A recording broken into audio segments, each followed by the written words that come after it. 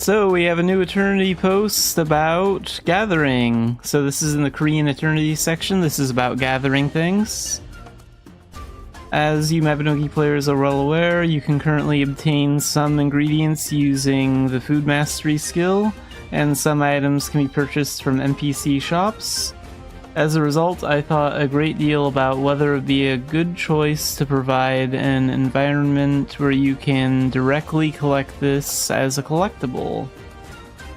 However, to bring out the concept of each talent and material item, and rather than the experience of life skill players gathering material items through combat, I thought that gameplay involving acquiring living materials through production activities is closer to a true fantasy life.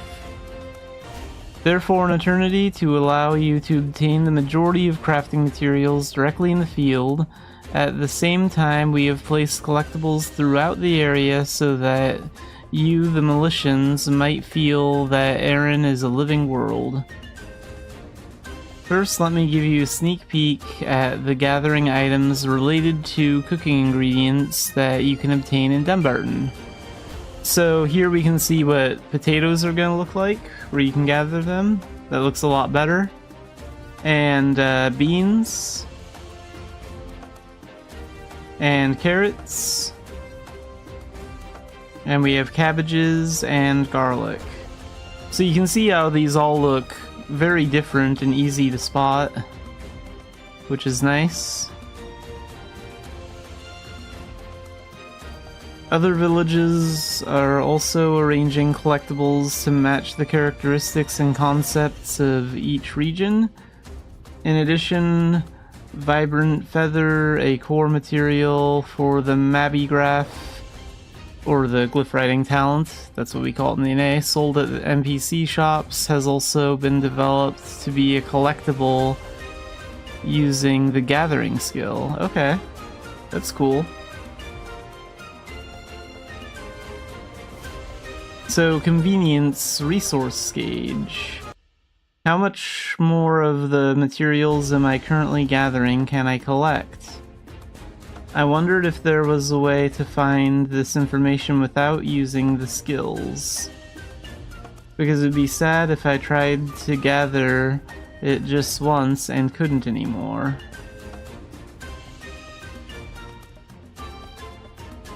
We have added a resource gauge with visualized information on how much more resources can be collected.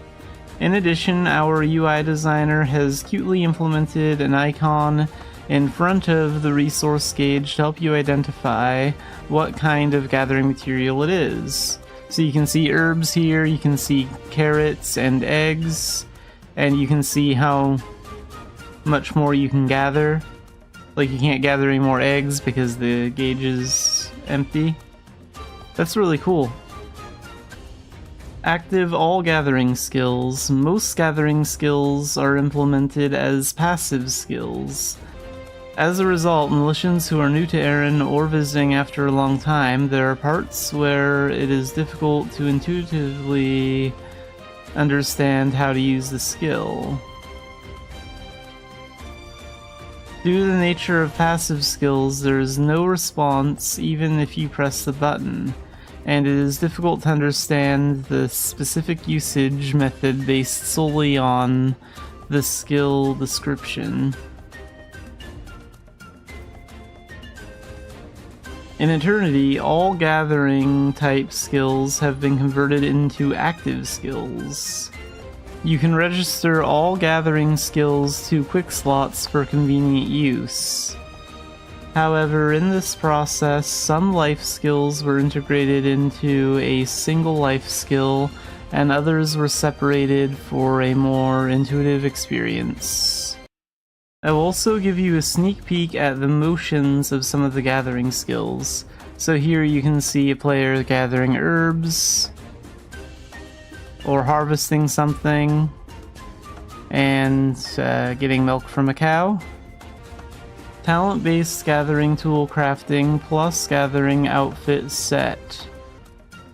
I really agonized until the very last minute over whether or not to reveal these items now, Still, I thought that the information militians would be most curious about and find meaningful would be new items, so I have selected just a few to bring to you. Currently, for some gathering skills in the life talents, it is difficult to gather faster in larger quantities because there are no tools to assist with the gathering process. So, result. Dedicated gathering tools have been added to some life skills that previously lacked them. And we have prepared a gathering exclusive outfit set to add to the romance of gathering. I will reveal just 2 of the newly added gathering tools. So here they are. This one looks kind of like a paintbrush, so maybe it's related to glyph writing. Maybe it has something to do with that. I don't know.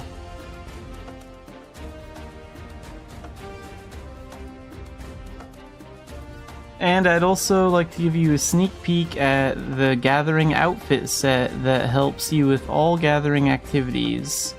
The gathering outfit set is scheduled to be available for crafting only with the life talent crafting skill. So here are the new outfits. Those look pretty cool. So how was it? I sincerely hope this development record serves as an enjoyable and meaningful experience for Mabinogi players. Overall, I think this post is great. I think it's great that they're going to improve life skills a lot, and I like pretty much all these changes that they talked about in this post. This was released today on July 2nd. So yeah, let me know what you think about these changes to life skills in the comments below, because I think they're all pretty good. So let's take a look at another post in the Eternity section. So let's walk and run naturally. So this is all about improvements to the way we walk and run. So running motion improvement. During the development process, we adopted the movement animations from the existing live as they were. Ultimately, we decided to rework the running animation from scratch to match the new movement speed. By redesigning the center of gravity, stride, and arm movements, we completed a running animation that suits Eternity's sense of rapid movement. So there's a lot of videos in this post. So this is live animation porting.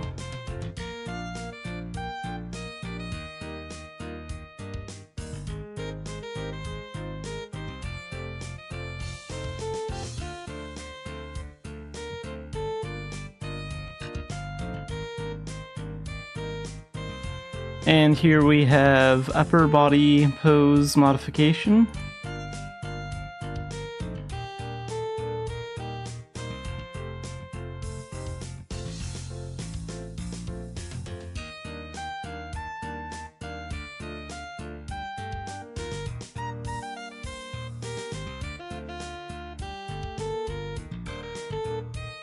And motion renewal.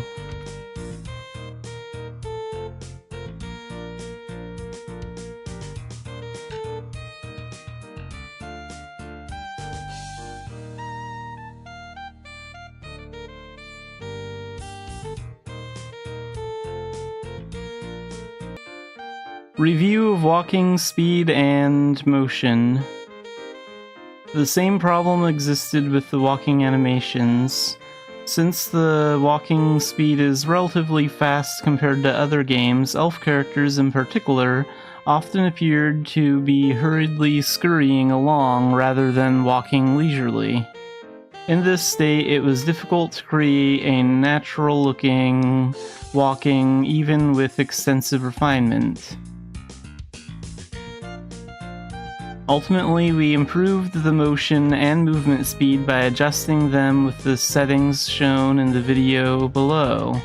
The modified motion was designed to reveal gender characteristics without exaggerating the differences, and we refined not only leg movements, but also arm motions and upper body rotation multiple times to ensure a natural feel.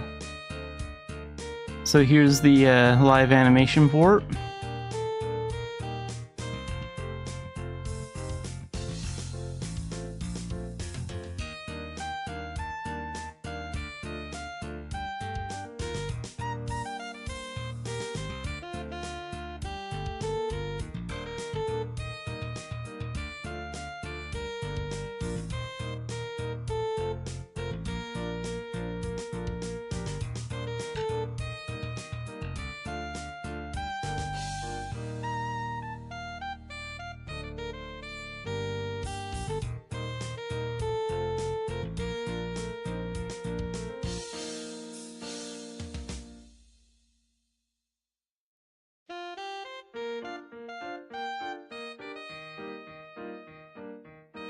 And then we have the speed adjustment and motion modification.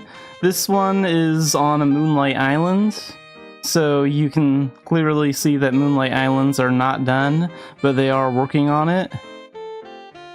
But this is where the next speed adjustment and motion modification is going to be shown.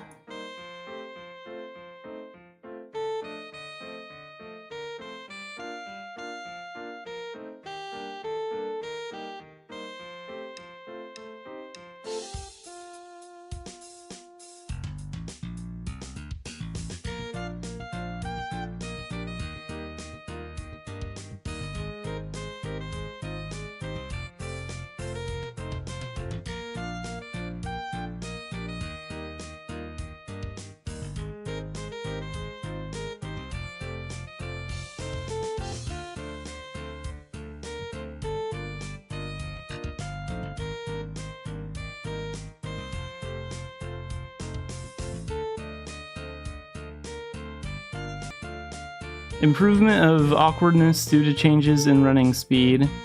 We adjusted the motion multiplier so that it increases more gradually as movement speed increases. Additionally, we set up an upper limit to prevent the speed from increasing further beyond a certain point. As a result, the movement speed looks much more natural even at high speeds. So movement speed times 2 and motion speed times 2.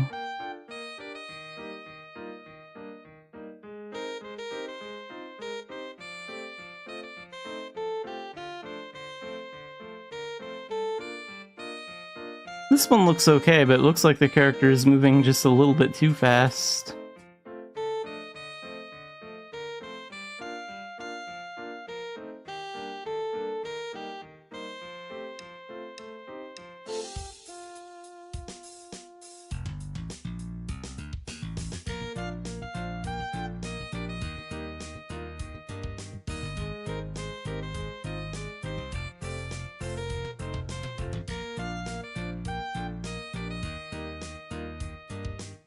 So this looks a little bit more natural. They're not moving quite as fast, but the running motion looks a little bit more natural there.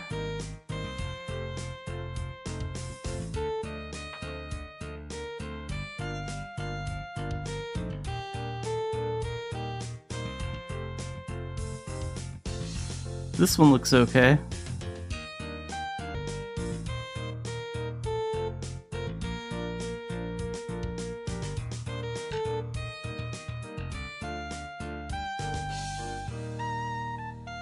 Yeah, so this looks a lot better than the first video. Because in the first video, when they're moving at twice the speed, it does look unnatural.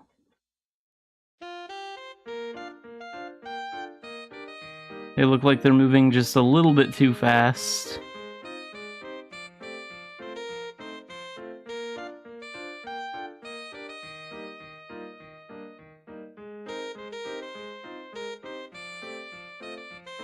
But down here it looks a lot better.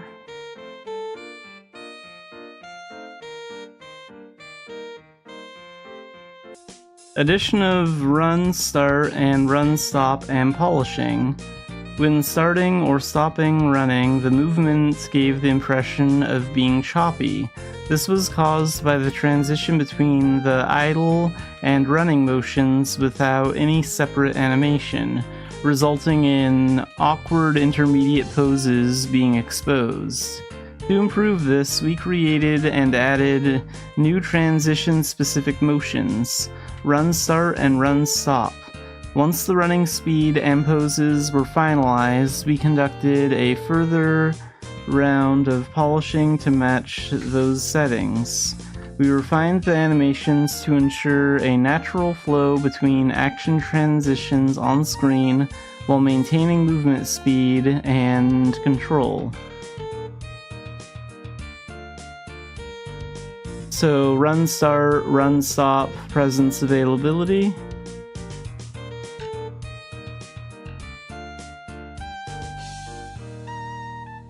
So here on the left you can see it without the run start and run stop. Here you can kind of, on the right you can kind of see how there's a little bit of emotion when they stop.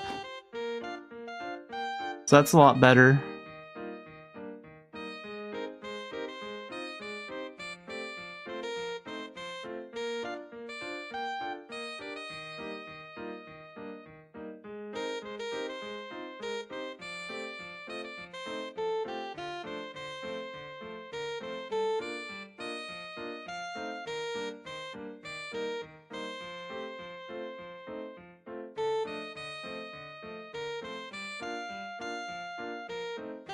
Yeah, the stop animation looks really good. Your character just doesn't stop like we currently do. Like when you run in Mabinogi now, you just run from place to place, and there really isn't any animation when you stop running. You just sort of stop running. But this looks a lot better. The content introduced this time was the process of improving the most basic action called movement. In fact, some of these improvements were not reflected in the Fantasy Party demo version. We have been continuing our improvement work through internal exchanges, and we are preparing the alpha version so that you can experience it exactly as you saw in the video above. Okay, so this wasn't in the test at the Fantasy Party, but it looks like they're going to have the movement motions and stuff, all of that adjusted for the upcoming alpha. That's cool. While it is not easy to perfect every motion at once, our goal is to steadily raise the quality of character movements, even if only gradually. Therefore, starting with the parts we are currently working on, we intend to systematically refine any noticeable awkwardness one by one. We will gradually expand this approach, which began with movement animations, to other actions as well, refining them so that they feel more natural during gameplay. So yeah, this was a good post. And it's cool that everything that we saw in the videos above will be added to the upcoming alpha test in Korea. A story of traveling through the sky. So this is another Korean Eternity post that we're going to go over. So everyone likely remembers the moment they first flew through the skies of Erin. That feeling of suddenly having your view open up from the ground, with the villages and the fields you always passed by unfolding beneath your feet. Flight has been a consistent experience in Mabinogi. That's why in Eternity, we aimed to make this experience more natural and freer. If flying in the past was more of a means to reach a destination quickly, in Eternity, we wanted to add something more to it. Time to enjoy the scenery of Erin itself viewed from above. Today I would like to talk about how Erin's flying experience changes. So there's a lot of videos on this post.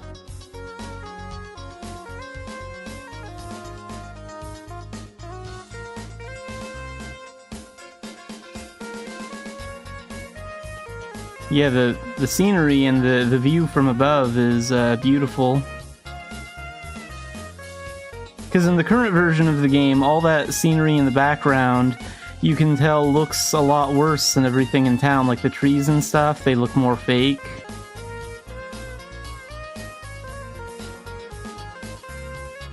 But now everything looks really, really good. So take off his light.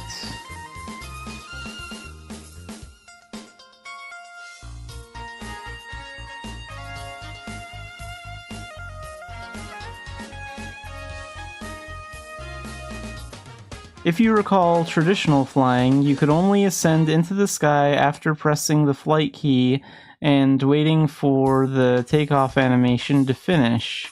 When landing, you also had to press the same key again and pause briefly until the animation ended.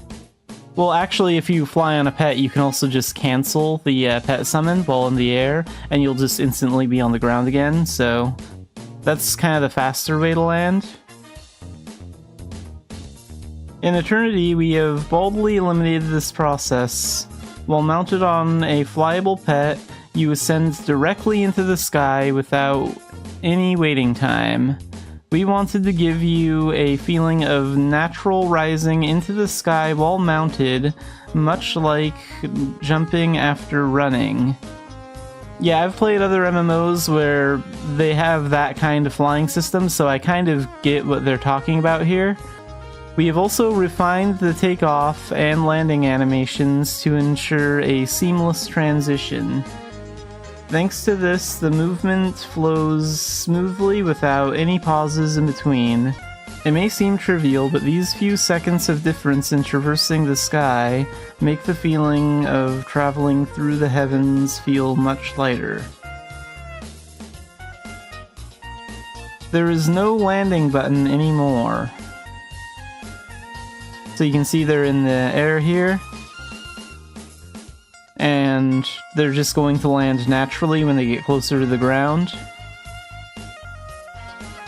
There are a couple other MMOs out there that have flying that's very similar to that, where you just get closer to the ground and you land naturally, and you take off simply by, like, just double jumping, like jump, and then while you're in midair, jump again, and then you just ascend naturally into the air. So I kind of get the system that they're using for flying. It looks like they're doing something incredibly similar here, but this is interesting. Surprisingly, the aspect we paid particular attention to this time was landing. Resolving the various inconveniences that occur during the landing process was our top priority from the beginning of the development. Now, without any special procedures, if you are flying and find a place you want to land, you simply look in that direction and descend. If you direct your gaze toward the ground and descend, you will land softly. If you try it yourself, you will notice that the landing feels quite natural without needing to learn anything specific. Of course, you cannot land anywhere in Erin. Depending on the region, there are places where flying is restricted and places where you can pass but landing is difficult. So looking down from the sky to find a landing spot will be another fun part of the flight. Yeah, and I imagine that'll be a lot more fun to like fly around in Idia because there isn't as many restrictions like that in Idia. Like you can fly almost anywhere in that area, and you can also land almost anywhere in that area. It's a lot more open for flying than Ulad is. Automatic flight to the destination.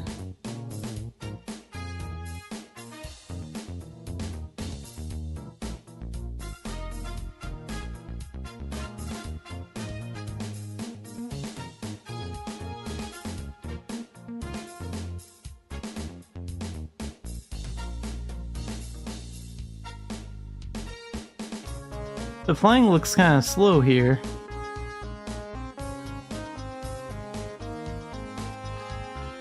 If flying has become easier, the movement should be easier as well. Many of you are likely familiar with this, but in Eternity, you can experience the same auto-flight feature where you simply select the destination on the minimap and fly there automatically. You can check flyable areas at a glance on the minimap, and once you tap your desired spot, you will fly smoothly along the sky. During auto-flight, feel free to take your hands off the controls for a moment and take your time looking around the newly refurbished Aaron. It is the same routine you've always done, but from the changed skies.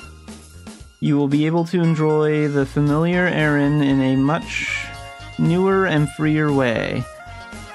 Even if you get lost in the scenery, you can rest assured that the system will automatically stop once you reach your destination.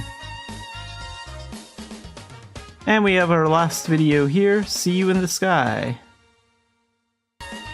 And unfortunately I can't get this last video play right now. This is on the Korean site, so sometimes this happens with videos over there. I've tried opening the video in a new tab, it doesn't want to work, and I've even tried downloading the video, which you can do here, which sometimes helps, but the video does not want to play, so sorry I can't actually show that off here. The experience of flying will continue. I hope to share the stories that lie ahead, little by little, on future occasions. To those who have enjoyed flying, I want to offer a more pleasant sky, and to those unfamiliar with flying, a new freedom that begins with the push of a button. And up there, I hope you take the time to slowly take in the scenery of Aaron that you've only ever rushed past. I look forward to meeting you in the skies of Aaron. So yeah, this was an interesting post about the improvements to flying. It's pretty cool that we're getting an updated flying system where you no longer have to use a button to land.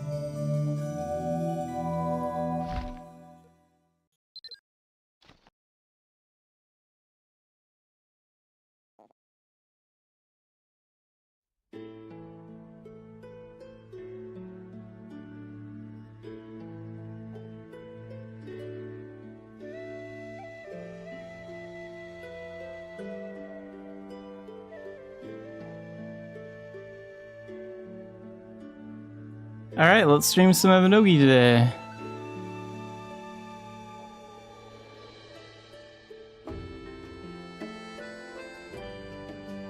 Let's start with the mini games.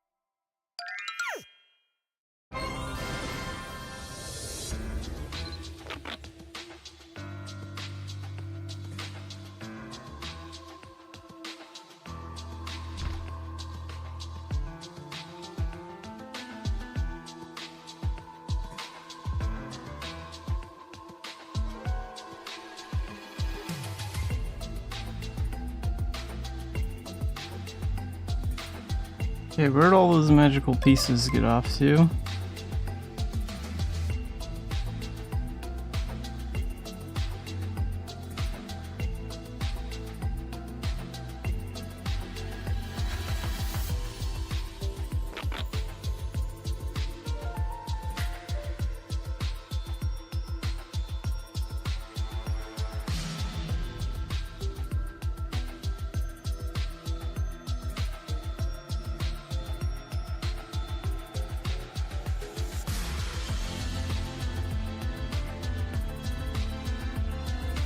Oh, maybe this is one of those events that refreshes at midnight instead of 7 a.m.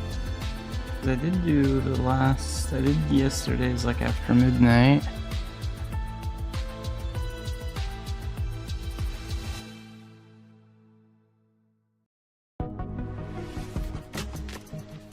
Alright, what weeklies do we have? Let's see.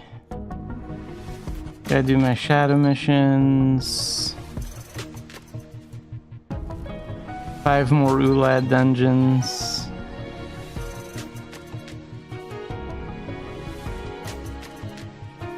Okay, I guess I'll do Rundle Hard Mode Advanced, and then I'll do my Veteran Dungeon.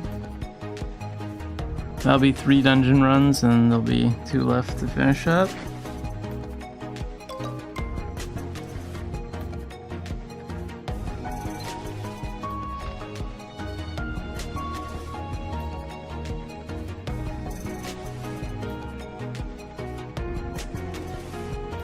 Oh yeah, and this thing functions as just shadow crystals, so that's good.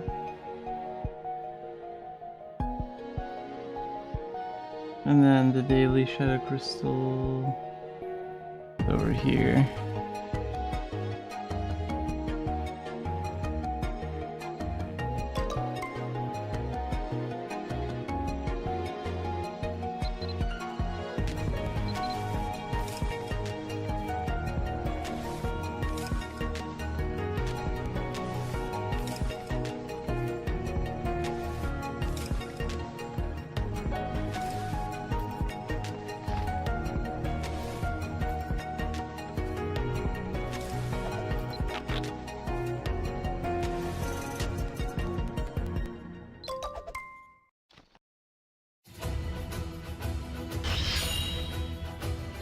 Oh, wrong skill set.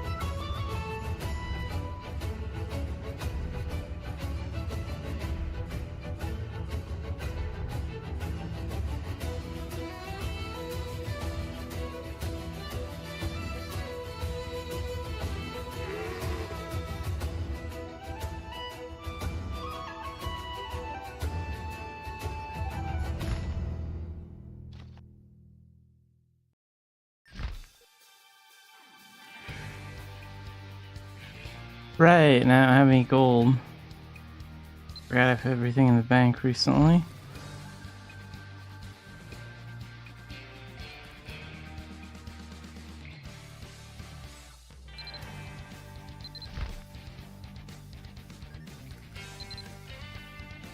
That'll do for now.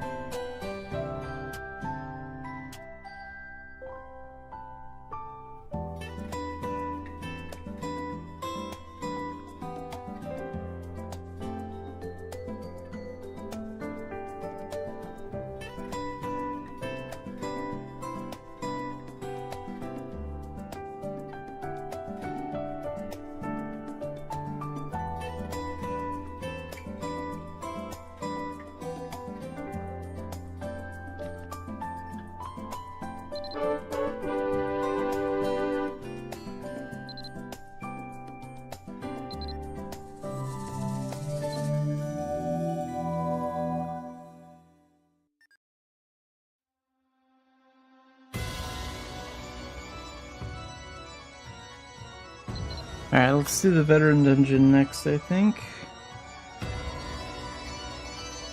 Still have like 3 more dungeons to do.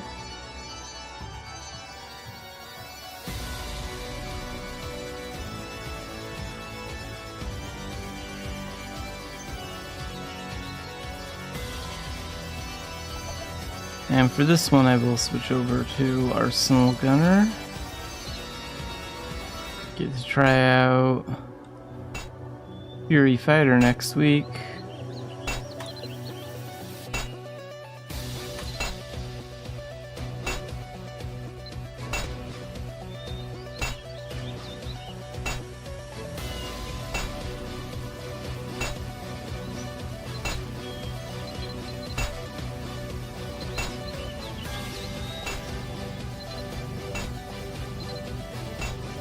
Alright, Fiat Dungeon.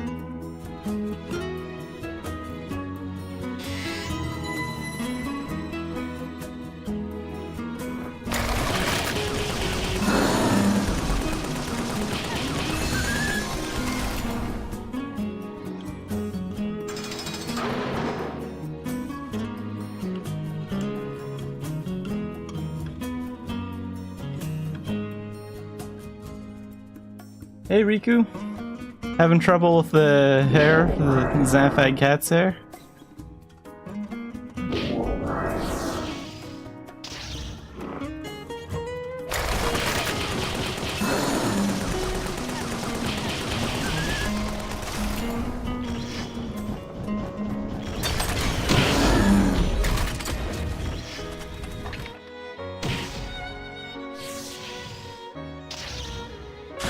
Yeah, mostly just doing casual Mabby stuff today. Kind of waiting for next week, like not this Thursday, but next Thursday there's gonna be like a big update, new fighting talent.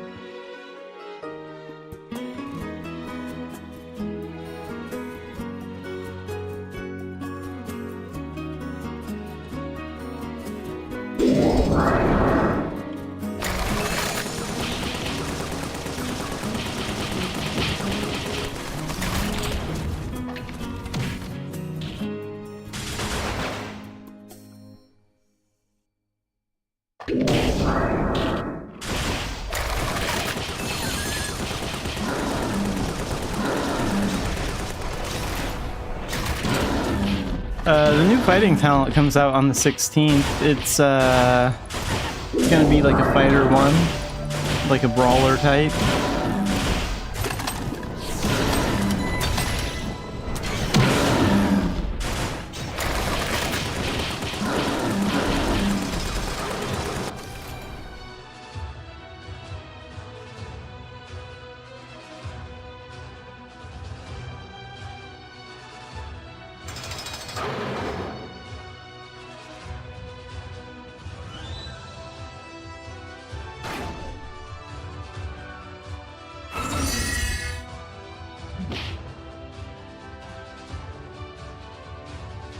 Not really any new maps or enemies. Like one of the raid dungeons might be getting an update soon. But that's like the really end game stuff. I don't really run that.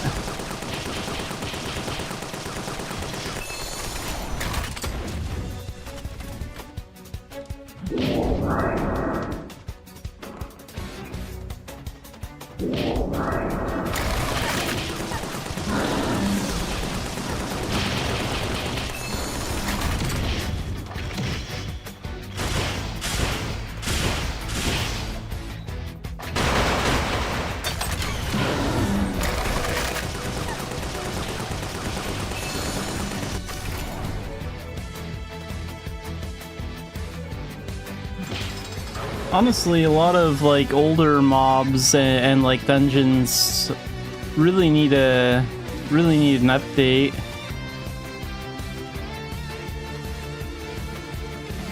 I've made like 2 videos on that in the past.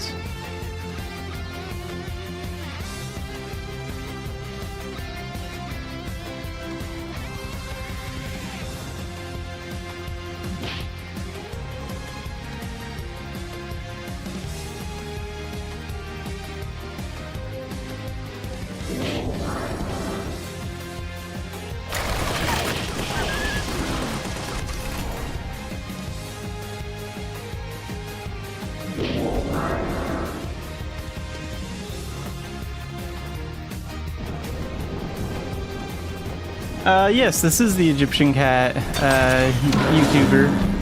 I do use the Egyptian cat a little bit more than I use this guy, but this guy is the Egyptian cat.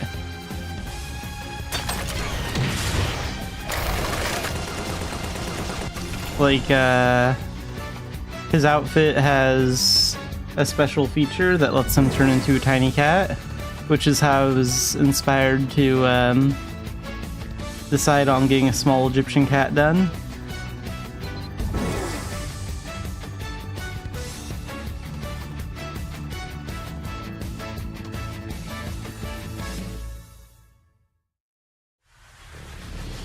Yeah, I think that might be one of the things, is they're not really spending a lot of money on much else other than saving up for Unreal.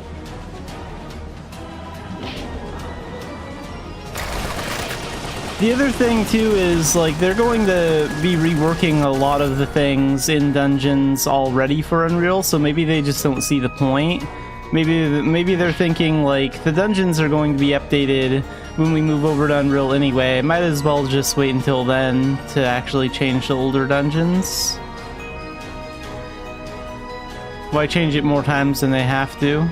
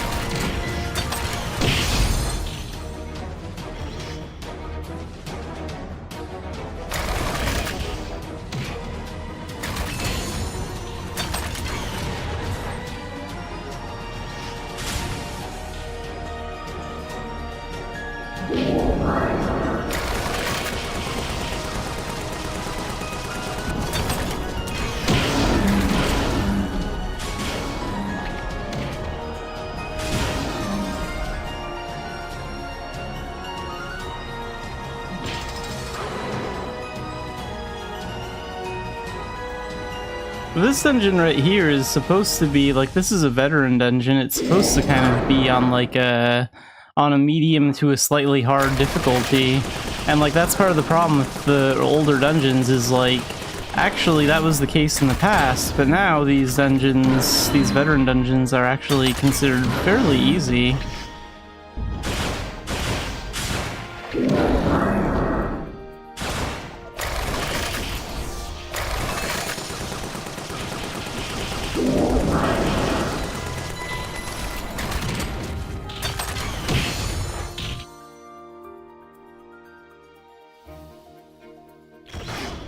I think most of the equipment may actually be pretty easy to convert into Unreal. I mean, that's mostly just changing the textures, the skin of the equipment.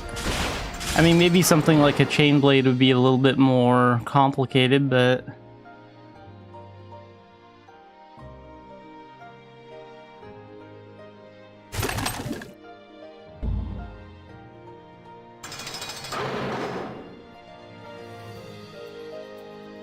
Well, yeah, I could see leaving it being a little easy for solo play, but, like, this is ridiculously easy, like... Look how easily these monsters fall to my attacks, and I'm in here solo. I'm not even that fast at clearing this, too. There are players that can clear a veteran dungeon like this in, like, 5 or 10 minutes. But I'm more of a tortoise player, so...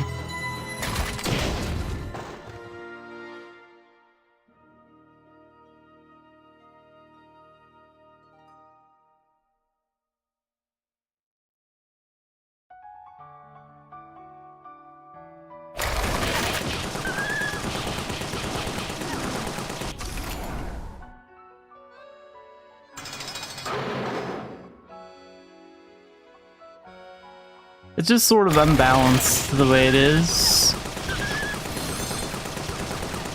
The same goes for, like, Commerce, too. Like, all the bandits in Commerce are way easier than this. They're not even a challenge at all.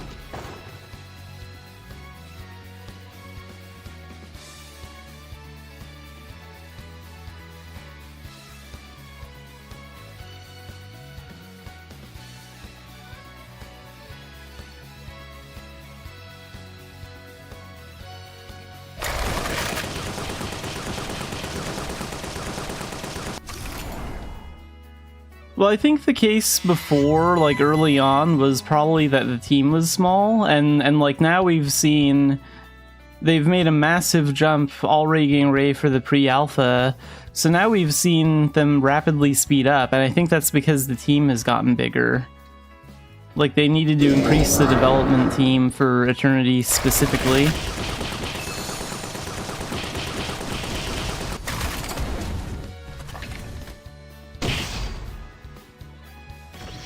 Yeah, and that was just at the fantasy party. Like, later this year, they're actually going to let players in Korea, like, participate in a pre-alpha, which will have some features that the pre-alpha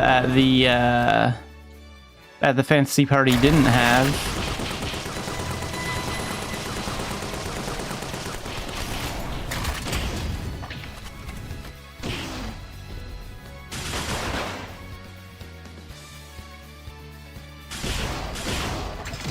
It's also a pretty old game, like, even though Mabinogi was released in 2003 in Korea, Pleon Engine is from the 1990s.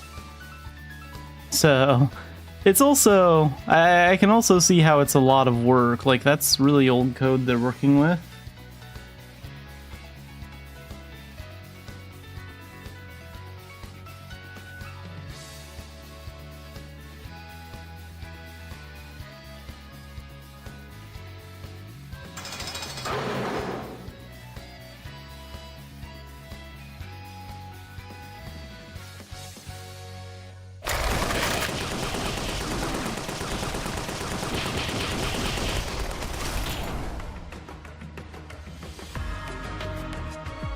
Yeah, the engine is older than the game. Like, from my understanding, it was developed in the late 90s.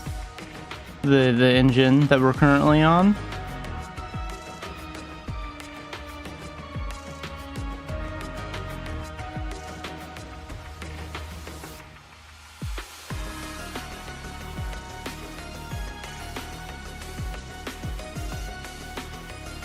I'm sure there's also a lot they're not telling us too. Like, they're probably a bit further. It wouldn't surprise me if they were actually holding back about 3 to 6 months worth of information on like updates and stuff that they're working on for Eternity. You want to keep some of that stuff a secret. Tell your players, you know, you have to pace it out, because otherwise if you tell your players too much, then they're just going to expect a release date super fast. I think a few other games were developed with the engine. I can't really remember what they were like off the top of my head, but I mean, Mabby is pretty much the only relevant one anymore.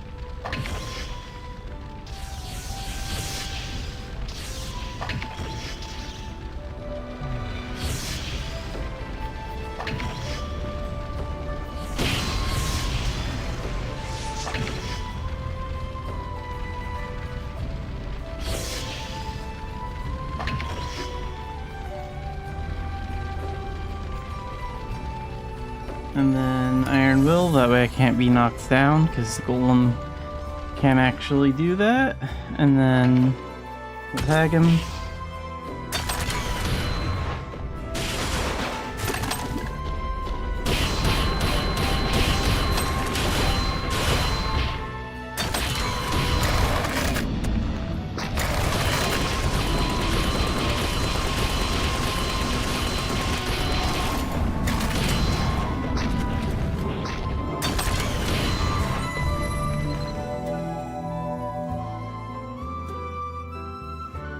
Yeah, just because it's the daily veteran dungeon, and also because I'm behind on my event stuff. Like, I need to clear some Ulad dungeons to get these weeklies done.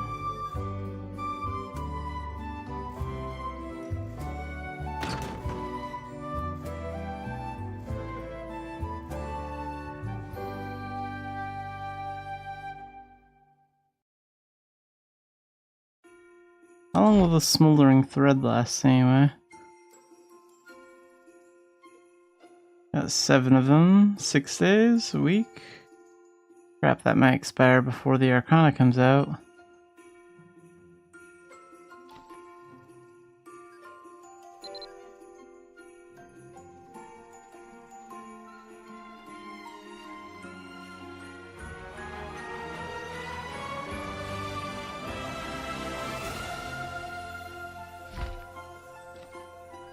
So I still need 2 more Ulad dungeons.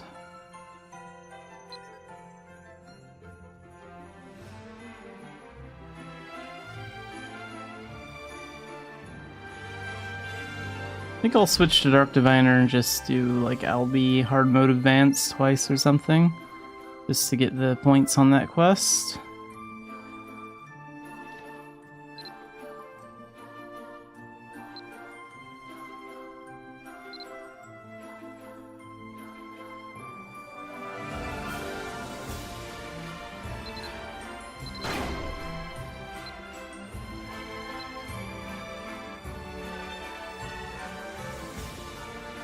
My main 2 Arcana are Arsenal Gunner and Dark Diviner, depending on what I'm doing. Like, Dark Diviner has a little bit more range, and it's more of a lazy Arcana. Like, you can do content more casually with it, and then Arsenal Gunner has more combos. It's a little bit better for veteran dungeons and stuff like that, where the rooms are smaller, and range doesn't really matter that much. And I'm also going to, like, when Fury Fighter comes out, I'm also going to try out that one, so that might become one of my main ones too.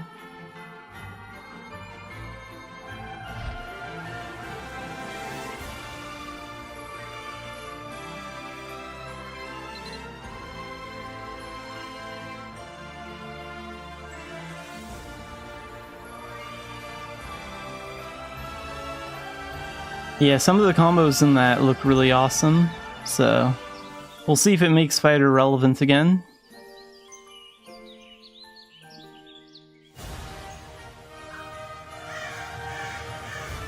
It is sort of gonna be like Explosive Vanguard in the way that, like, Explosive Vanguard is insanely strong, but it's more better for fighting like one enemy at a time, like one-on-one, rather than large groups. And Fury Fighter will probably be a little bit like that too. So I might still use Arsenal Gunner for dungeons and stuff where I'm fighting multiple enemies.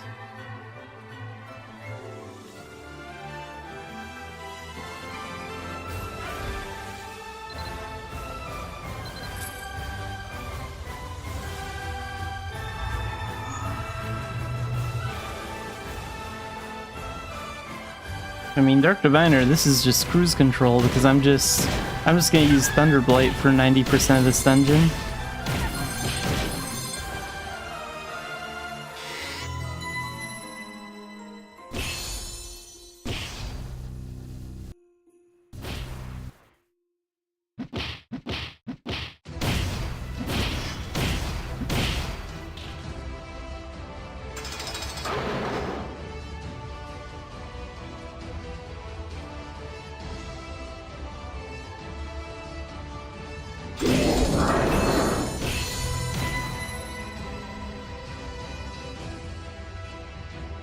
One other cool trick to Thunderblight is if you use a outfit transformation, it'll stay in effect. So I'll start Thunderblight, and then I can turn into this small little cat and it's still going.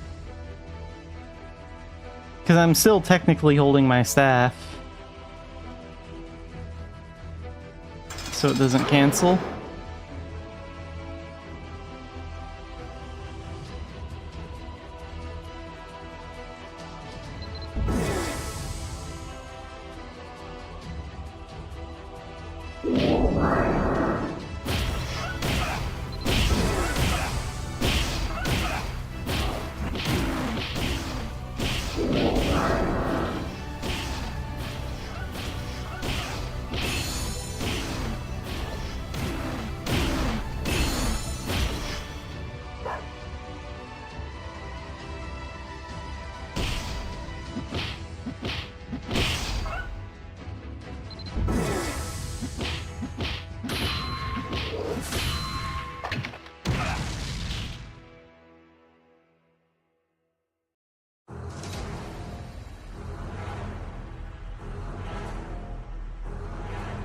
Yeah, there are two Egyptian outfits that have this effect. Like, there's another one that turns you into a slightly different looking Egyptian cat, so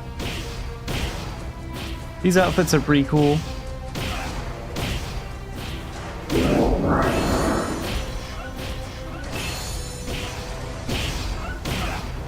They're also pretty old because these outfits also don't have they don't have special idle animations like some of the other ones.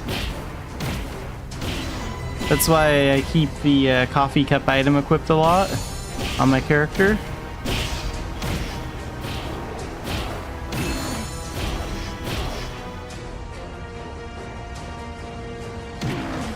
It has been a while since we've had a outfit with the transformation, yeah. They haven't done one in a while. I think the last one was maybe a year or two ago.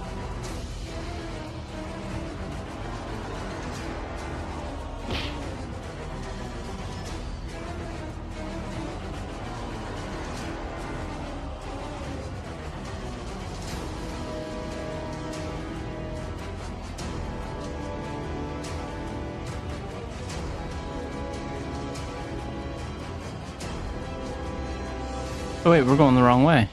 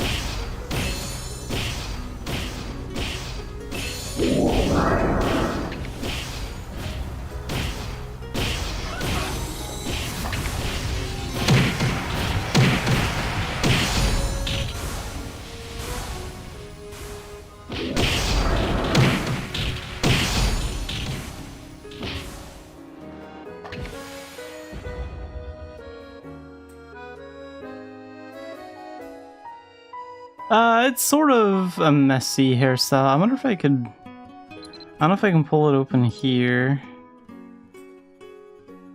No, not in a dungeon. But yeah, it's sort of a messy hairstyle for the Xanafied cat one. Once I finish this dungeon, I could actually pull it open and show the exact hairstyle. Pretty sure I can find it.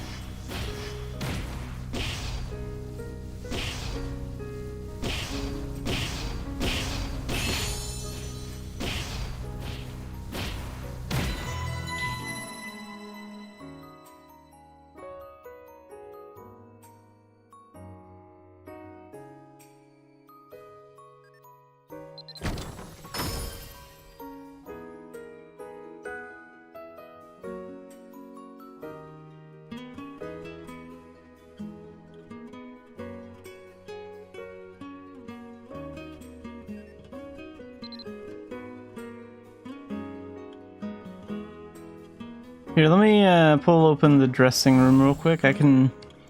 And the hairstyle will look a little bit bigger on Xanafiedlion.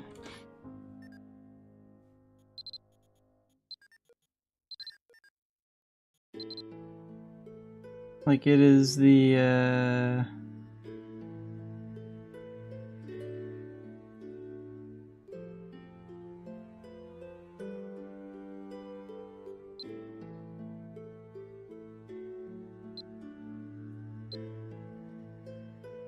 No, not that one.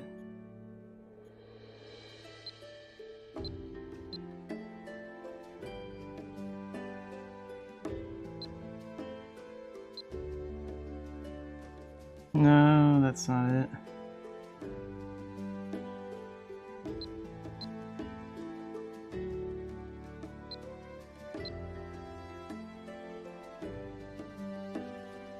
It might be... It'll be easier just to go on the Xanafied cat at this rate.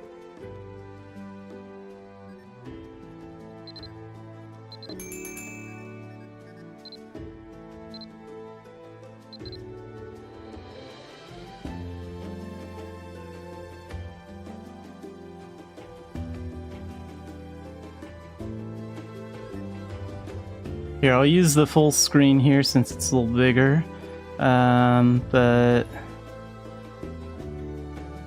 if I pull this dressing room up again, it'll show me his exact hairstyle.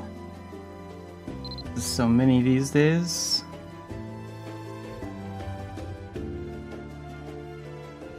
Okay, this is it, the tousled medium cut hair. But yeah, it's kind of messy and spiky, like in the front. But in the back, it's a little bit more straight.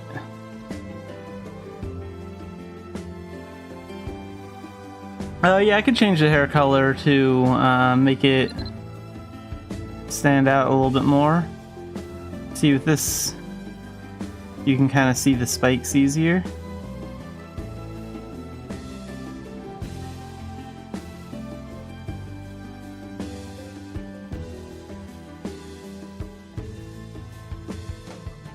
But messy and spiky in the front, a little messy in the back, but more like straight in the back.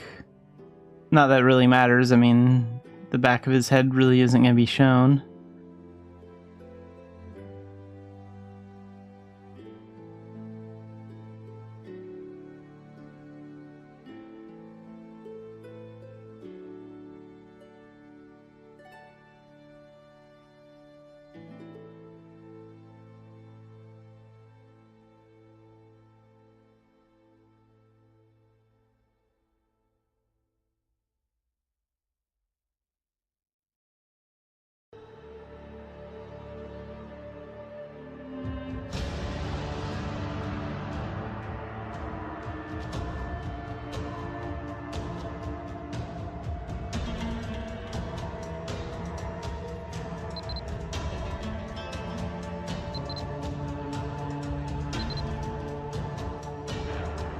Xanafied cat does not look good as a blonde.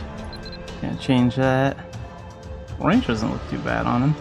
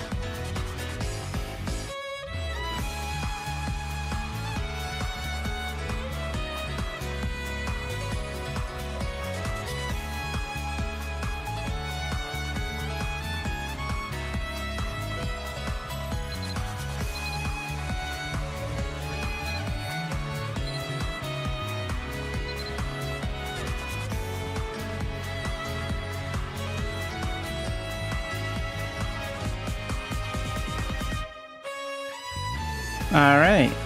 Well, glad those pictures of the white hair helped. I didn't really think about that when I was taking the screenshots of Xanafied Cat. Like, the dark hair would make it kind of hard to see the to see like the spikes in it.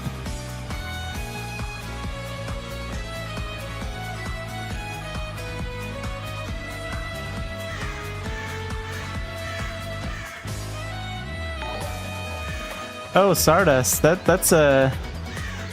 Boy, Stardust sure is a lot of work to do. Good luck. I have to work on my Stardust stuff eventually too. I've just been putting it off.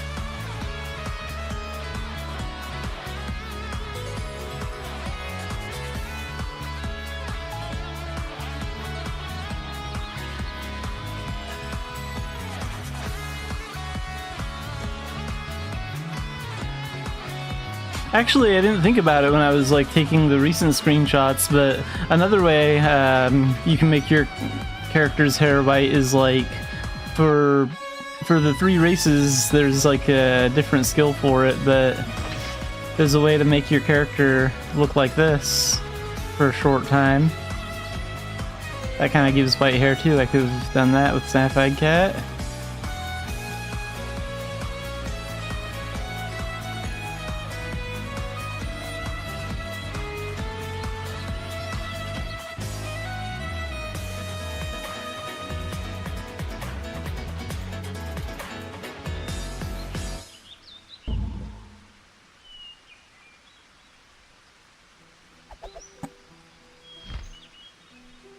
Oh wait, and I need to run the Albi dungeon one more time, because I need to finish that weekly for the event. Because the weeklies reset literally tomorrow, so... I have to do it today.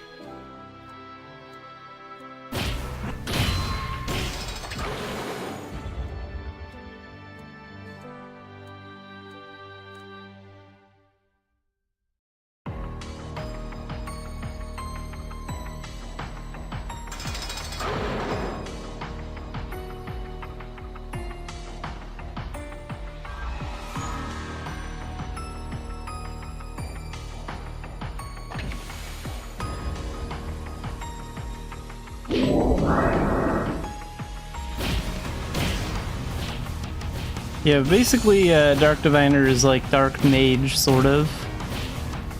Like, the attack I'm using consumes this stuff up here. You can have up to 15 of that at a time. It's called Dorcha. So when I use these like dark moves up here, it consumes my Dorcha gauge, as well as a little bit of MP.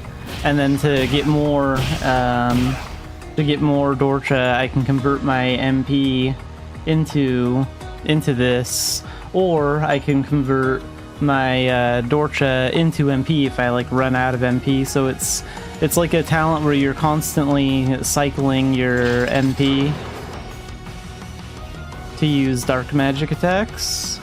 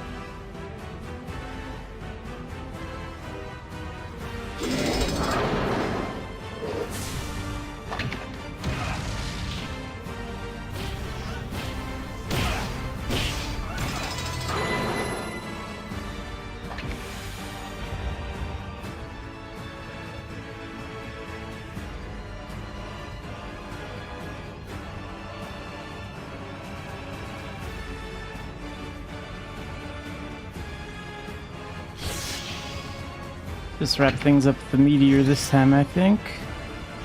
I wonder if that'll... Oh yeah, it did one-shot the big spider. Nice.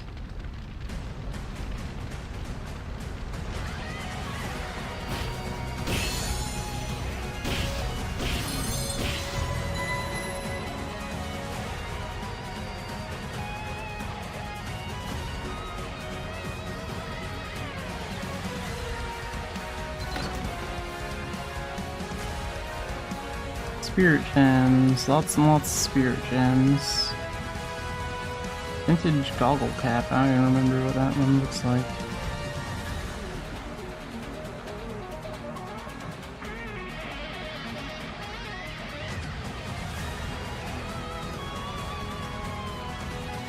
Okay, that's a lame item. It's funny because there are multiple like hats and like headwear that have goggles on them, but your character can never wear the actual goggles, except for one. There's only one outfit where you can actually like put the goggles on and off. The rest of them are all for just show.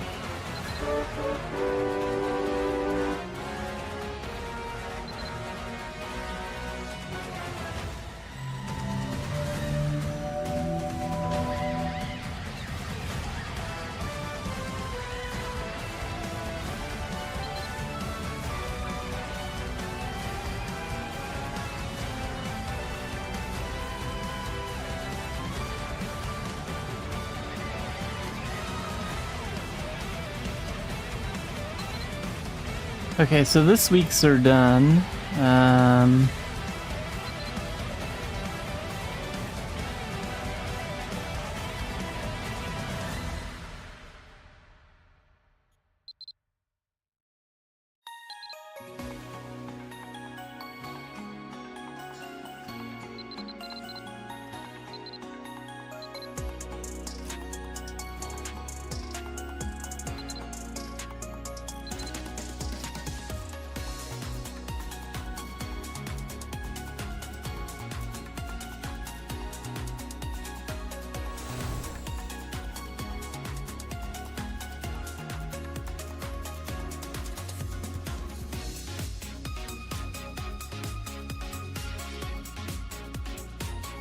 Oh yeah, you still play Warframe from time to time.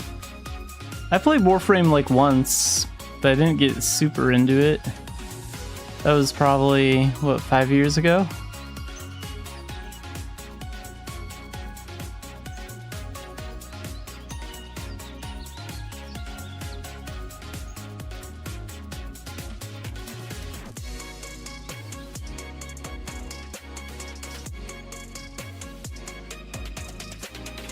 Oh right, and I still have to do my weeklies, well dailies. This one's a daily one. Do shadow missions. This is for the beach event. I don't really need to do it. I don't really need the extra coins, but I should do it. So I guess I will. Go see what shadow missions we have.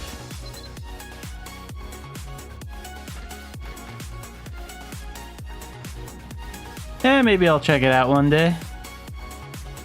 I mean, they have to be doing something right if they're still around.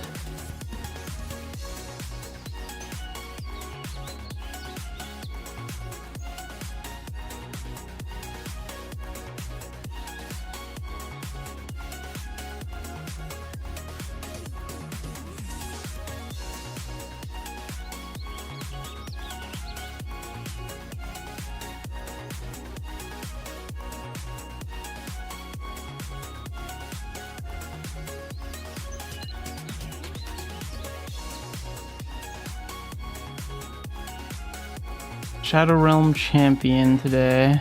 Ugh. Well, I guess it's a short mission, so that's fine.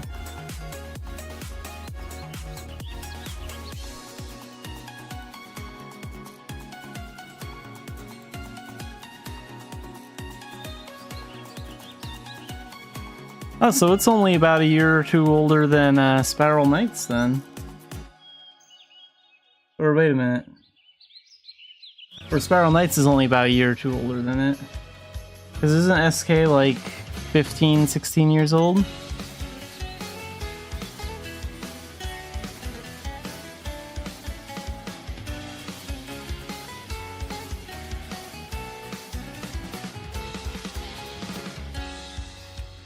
Alright, let's see if I can get some Shadow Mission passes.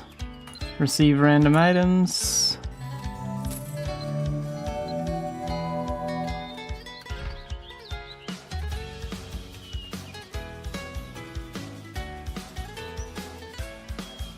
Where'd that box go? Right here? Come on, Shadow Mission pass.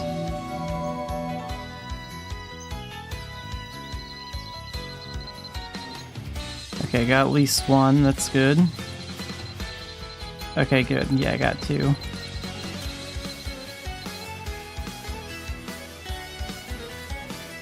Magnet everything together. Put this up here. I don't need all this crap.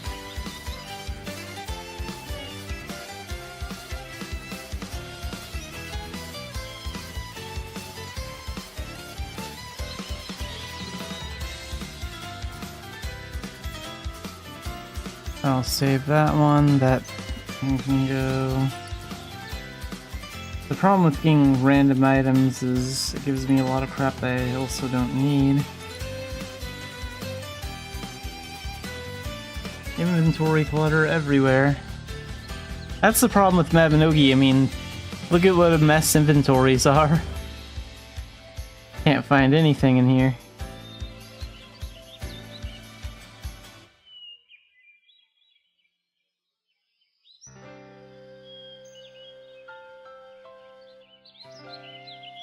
Okay, let's destroy all that crap that I don't need, and then I'll feed my spirit weapon as well.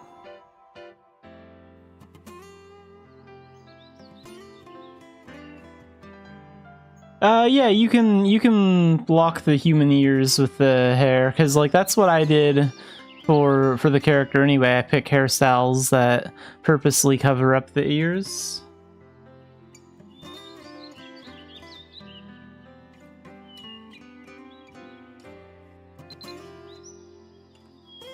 Okay, let's max out the bond.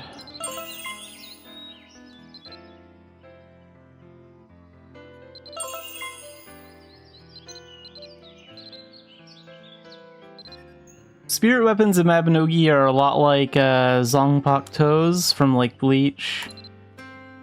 You can put a spirit into a weapon for like up to 9 weapons, and then you can make them. You can level them up and make them stronger because there's a spirit in the weapon.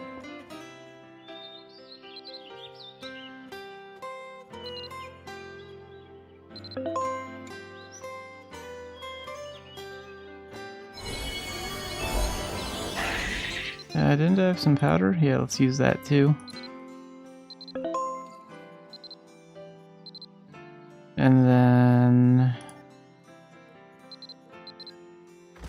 feed them some gems. Oh, and that's gonna be enough to level them up to 97. Nice.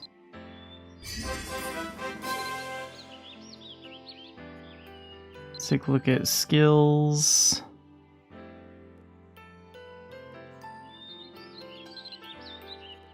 We'll level up that one.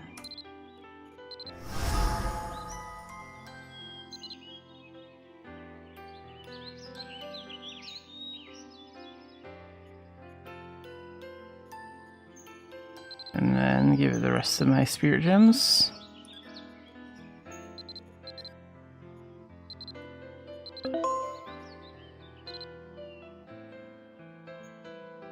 Oh, and I still have these ones too.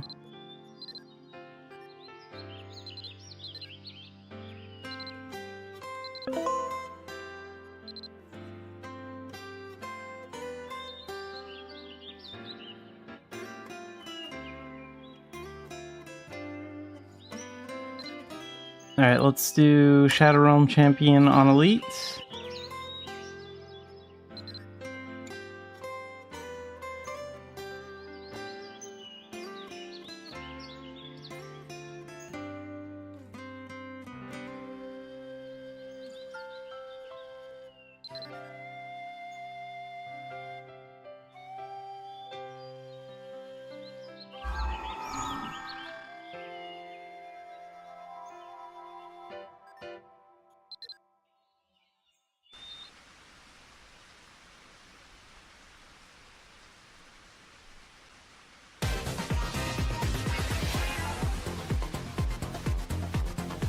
This mission is basically just take out enemies while staying within the red circle. Dark Diviner is good for this because of its range.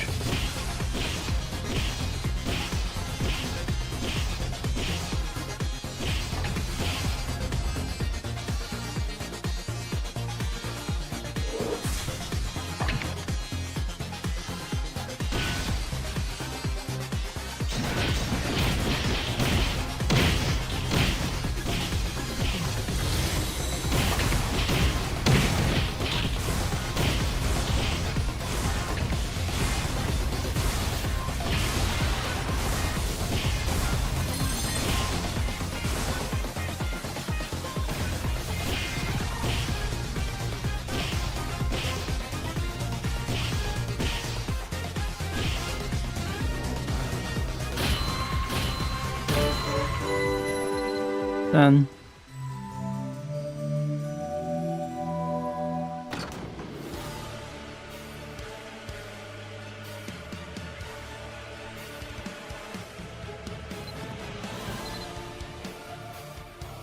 So first shadow mission out of the way, and then what do we have in Tailton today? Offering. Yeah, offering isn't too bad. I'll do that. Offering isn't too bad at all.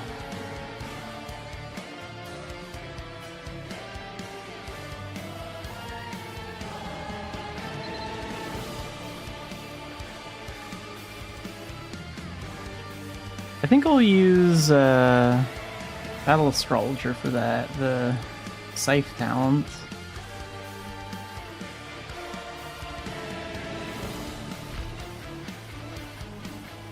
Pull that off. Pull that off. And then Scythe.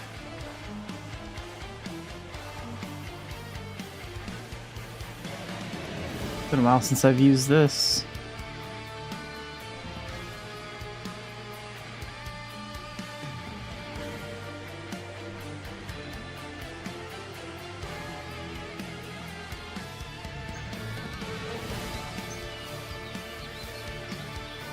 Where's that board at?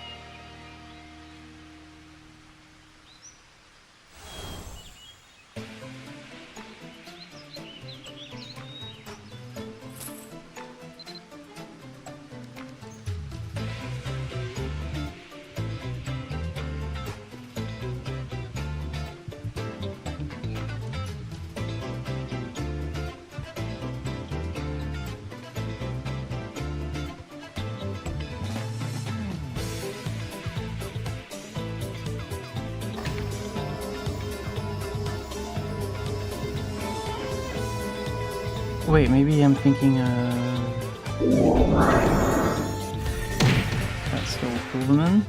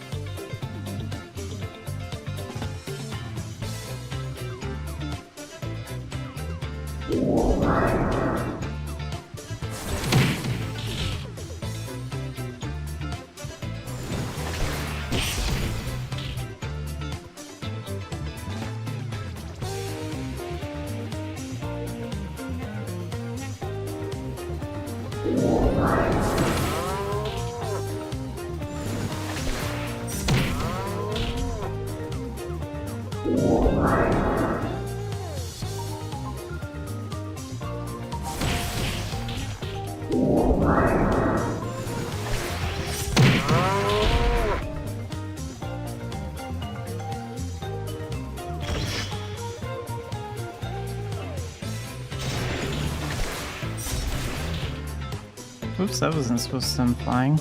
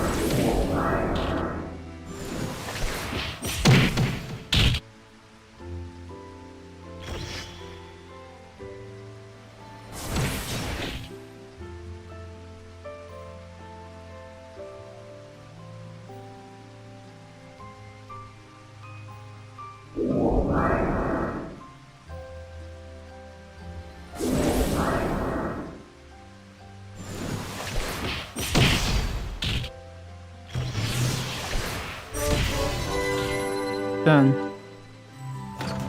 All right.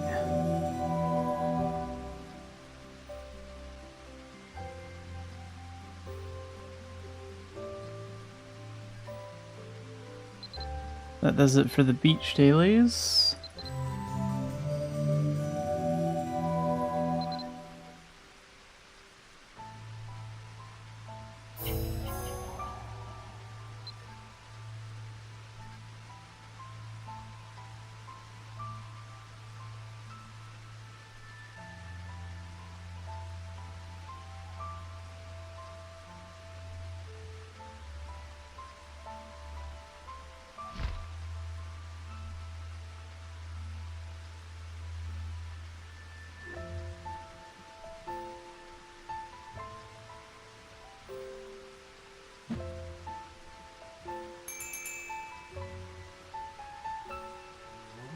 Well, I don't really need to work on any more dailies today, so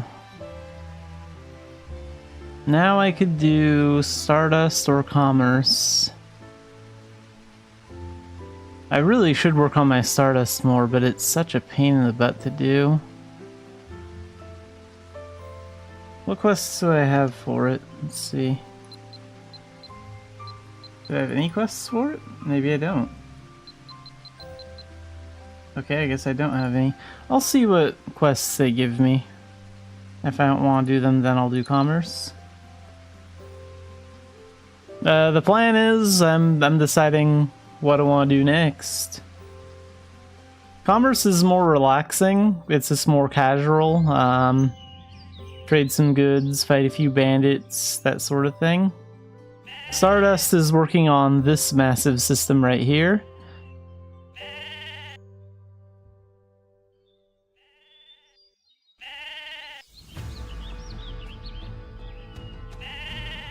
Oh yeah, those crystals that double the rewards sure are helpful.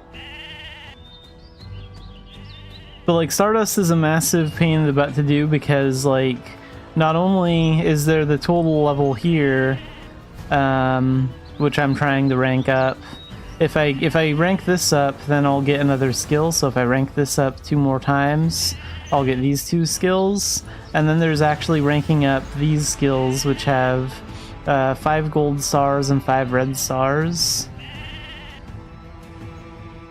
And for leveling the skills, you have a low success rate. Like, I only have a 45% chance at succeeding at leveling some of these, and every level it goes up, my chance gets lower.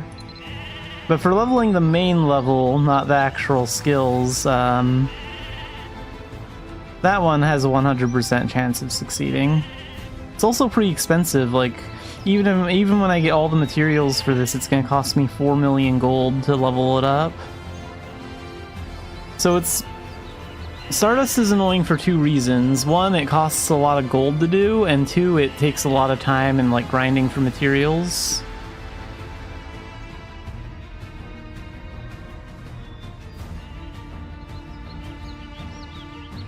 And you get the materials by doing like random quests here, depending on the rank. So I talked to this girl. That sort of depends. Like, I mean, I almost never equip my Stardust. I almost never use it. So the one benefit is that you can pretty much ignore Stardust and do almost anything you want. Like, there's no pressure, in my opinion, to like work on it. I'm not sure about running endgame dungeons. I'm sure if you're like running like Crom or Brelith or Glenberna or something like that, then maybe you'd want to have high-leveled Stardust plus whatever else you're using, but I'm not really a raider, so I can't like speak on that side. But for doing just about any other content, no, you don't really need it.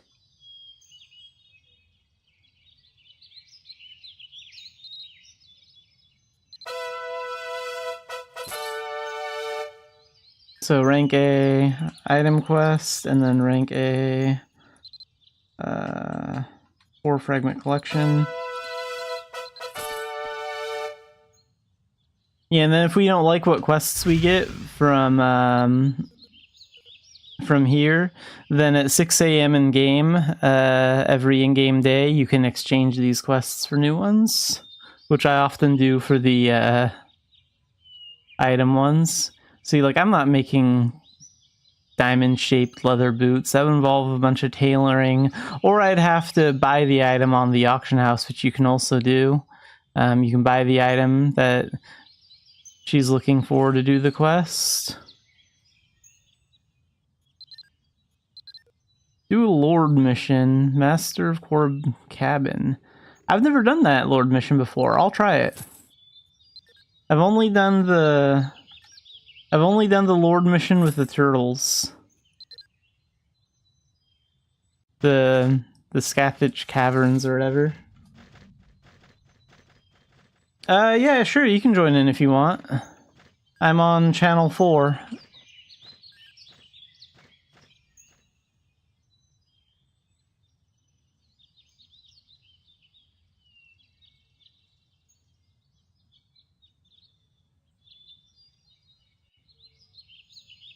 Oh, and I need to get another Mabby playlist going. Those were tracks from Mabinogi Mobile. It's the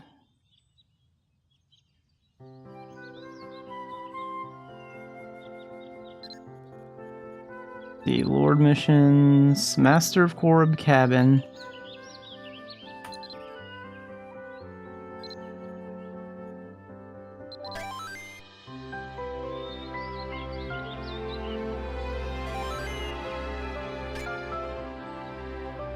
Oops, wrong button.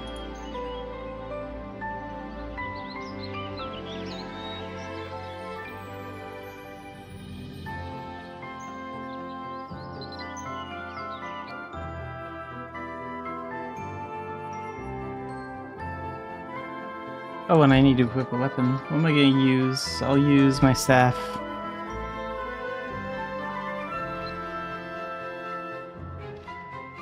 And that.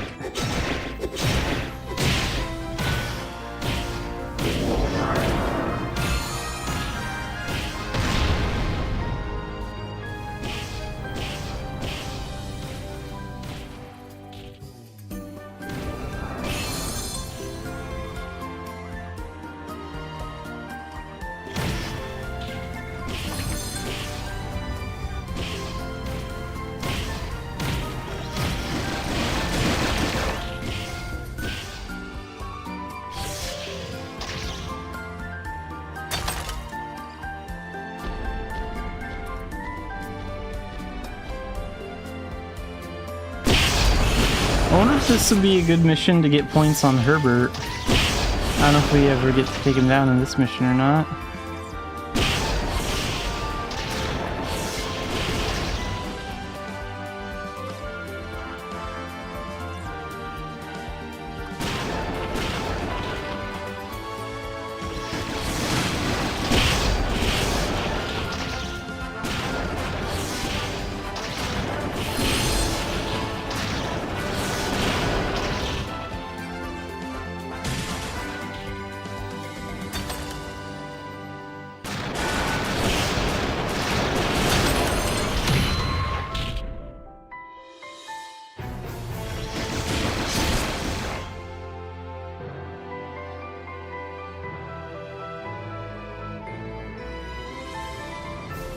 Oh wow, all the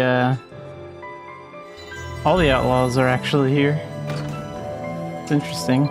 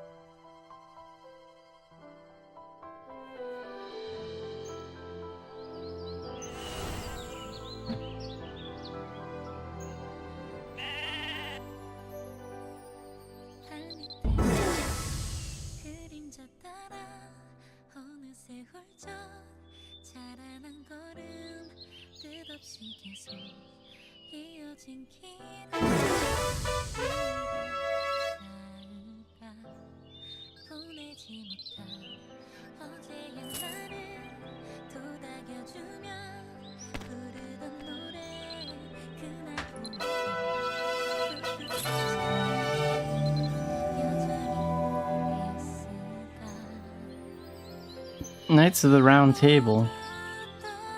Ah crap, I hate Baltaim missions.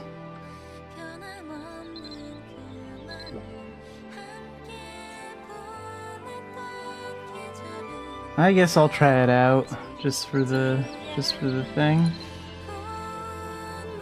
The only Baltaim mission I like is Nowhere to Run because it's just mindlessly killing zombies and it's a fast way to level up. Other than that, I hate Baltaim missions.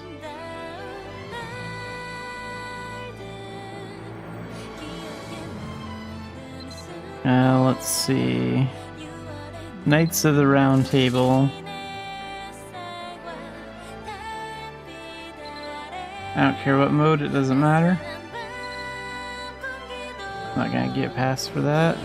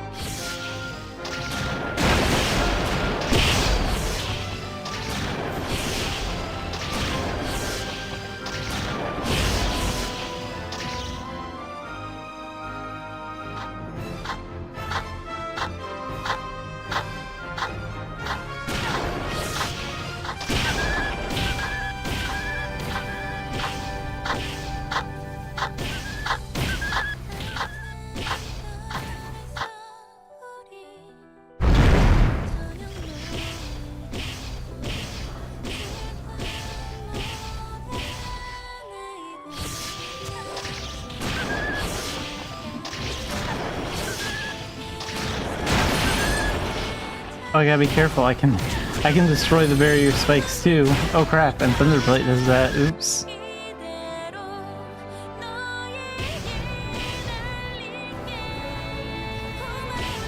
What's the goal here? Reach domination of at least 50%. Okay.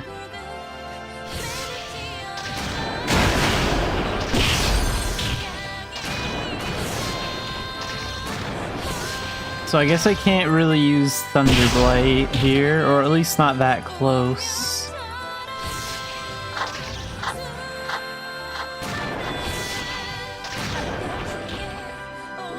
Maybe I could use it if I was a little bit further away. Like if I know it wouldn't reach the barrier spikes, because that's what I gotta be careful of.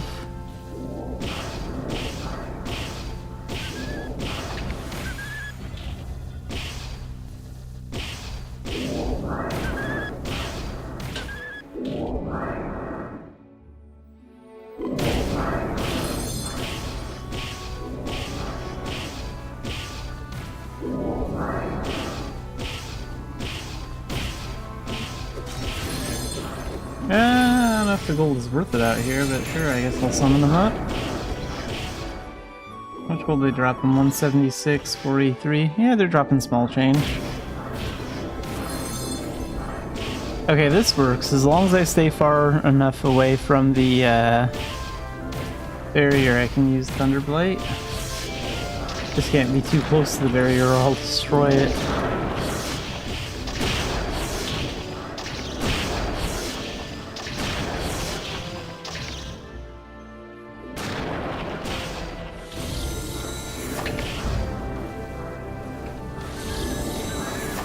Let's set that up.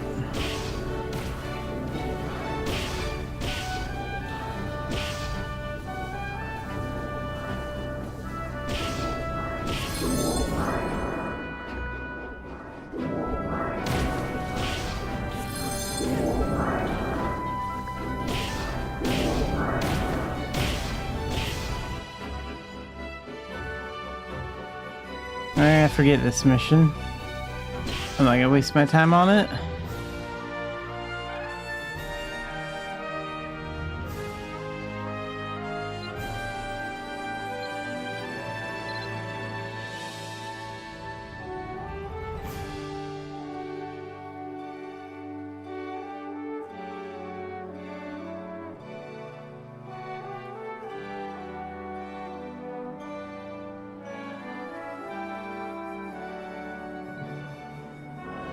I guess since it's gonna be a while before I can exchange my missions, I'll just do like, let's do 1 or 2 rounds of commerce and that'll be good enough. And we'll wrap things up. So for commerce,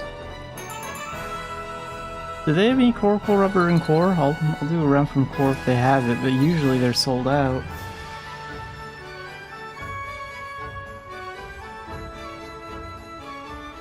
Oh, whoops, this is the wrong mana tunnel. My bad. I meant to go to the core village one.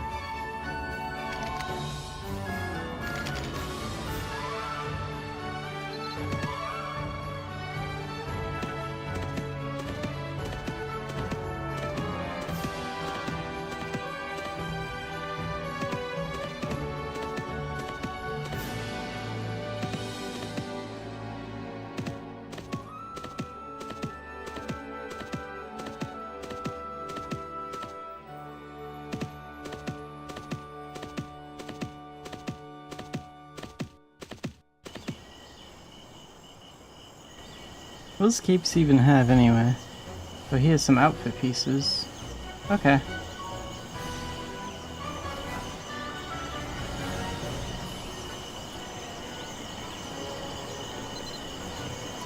Hey, they do have coracle rubber. Very nice. Let's take this to Quilla for 607. And then I still have these speed potions too.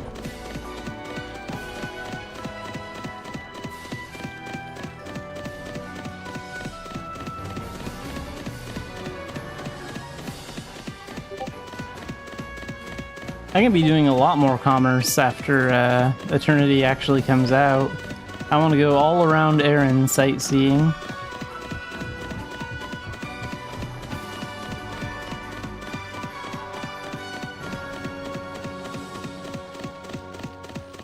Yeah, sure, I can check on that real quick.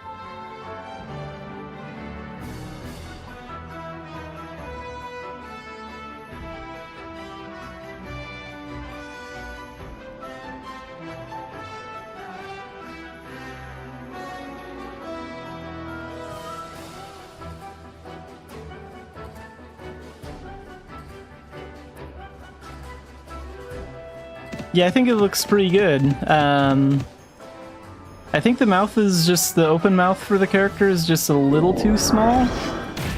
Like maybe 2 or 3 times bigger, and then that would be just fine. Good job, though.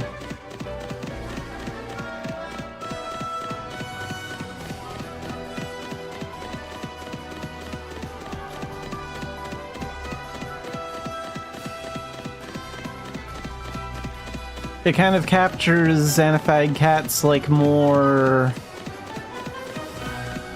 serious nature.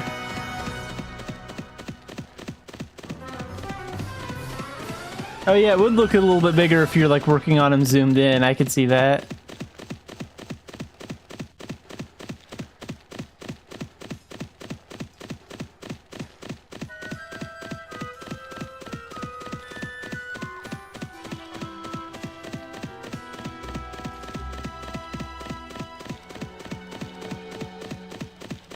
Geez, I need to set some time aside to work on Xanafied Cat and Nez, since those models are basically done now. Like, they're actually way behind on content. Like, I haven't played seriously on Nez in like over 8 years, so you can imagine how far behind she is compared to my other characters.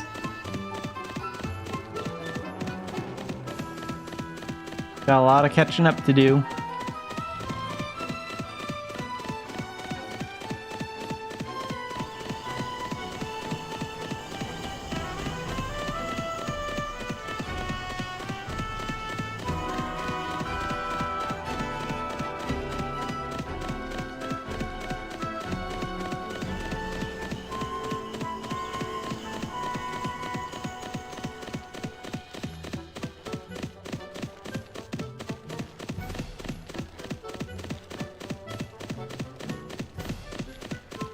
Actually, Xanafied Cat himself, he's probably like 6 or 7 years old, because I mostly only played on him when I was making Mabinogi YouTube videos like 7 or 8 years ago, when I was like 28 or 29.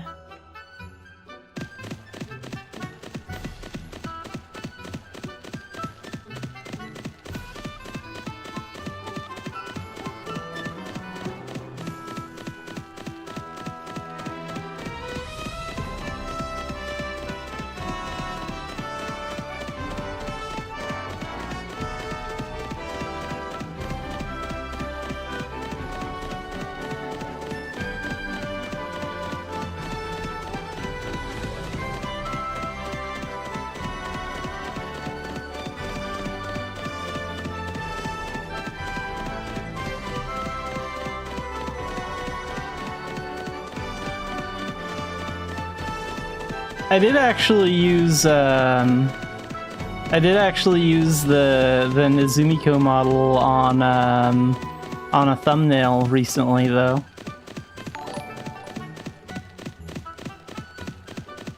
And an old Xanafiedlion model, too.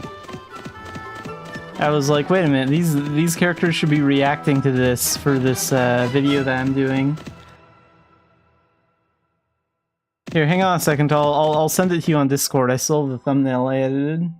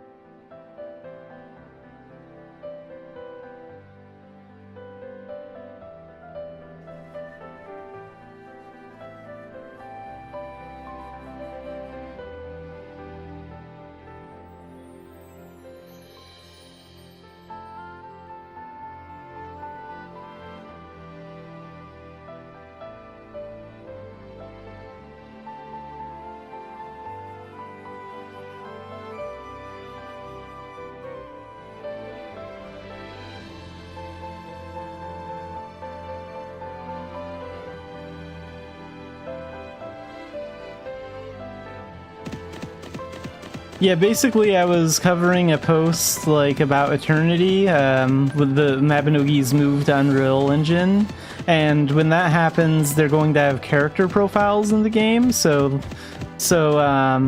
like you could view a page that has character information about what times you play, some of your interests and play styles and stuff like that. So I'm like, I'm gonna have some of my older models react to a screenshot of that, because the image in the center is like an example of what the player profiles will look like.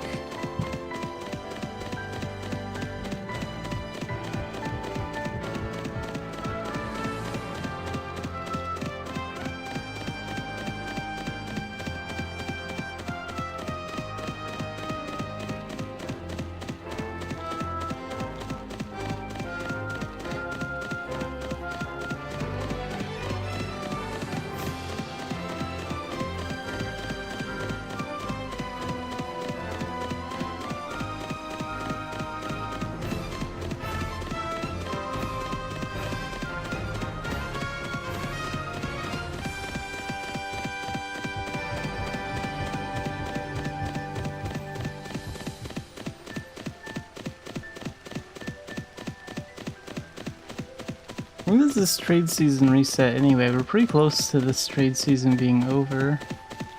Oh, this resets on August 13th. I thought it was supposed to reset in July, but maybe they moved it. Actually, I think they did extend it about a month.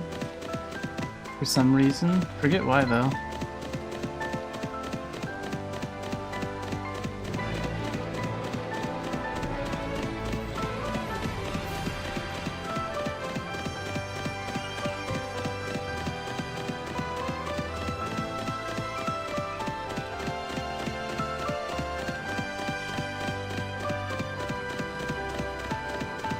I honestly haven't checked Wise since that like one day that you introduced me to the site, but I basically get how it works. It'll be no problem. I'll mess with it tonight. Maybe I'll do it right after my Mavi stream actually, just to get it over with.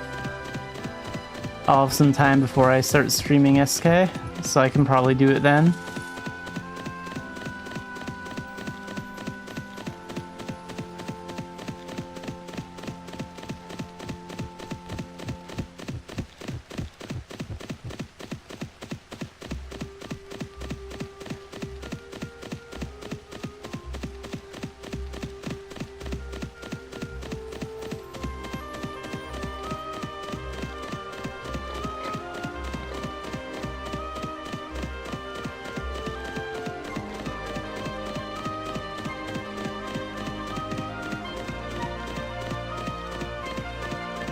Yeah, just post your Wise information on Discord again, and then I'll log in and take care of it like right after this. Because I'm gonna wrap up the Mabby stream like right after I reach this town down here, so then I can just get that done.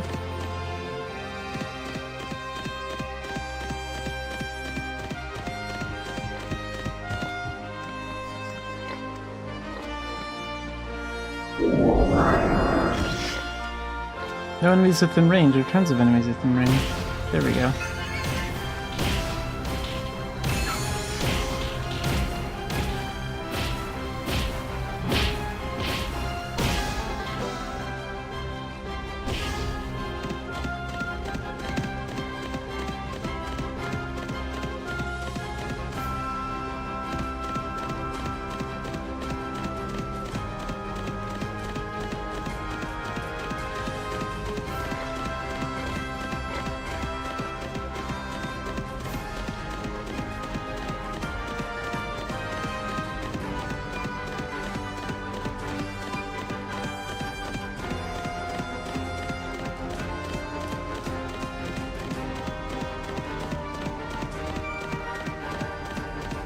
There's the trading post.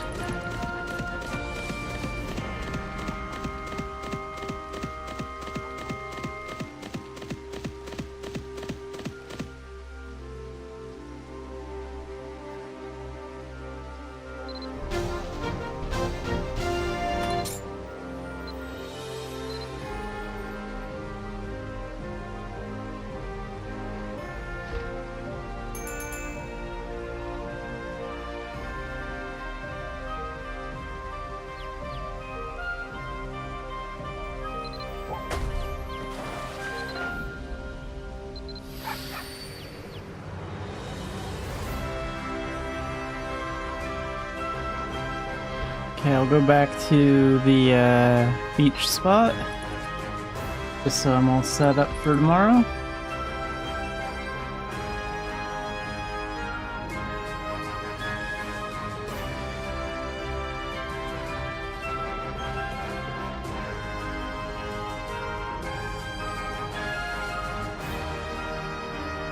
I owe you like 40 for the one that you did of Nez. I paid you for the Xanafied cat one, like, I forget how long ago, but I paid you in advance for that one.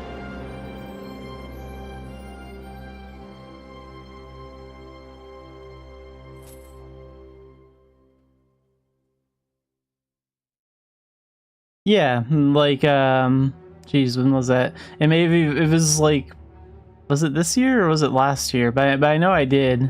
I could check my PayPal records probably. You'd probably tell me. Anyway, I'm gonna wrap up the Mabby stream here, and Riku, I'll talk to you more on Discord.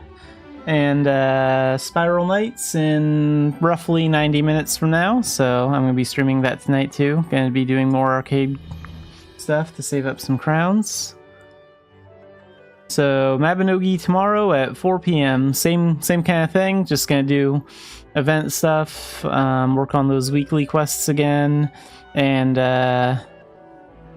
maybe do Commerce or Stardust. Nothing real exciting until Fury Fighter comes out.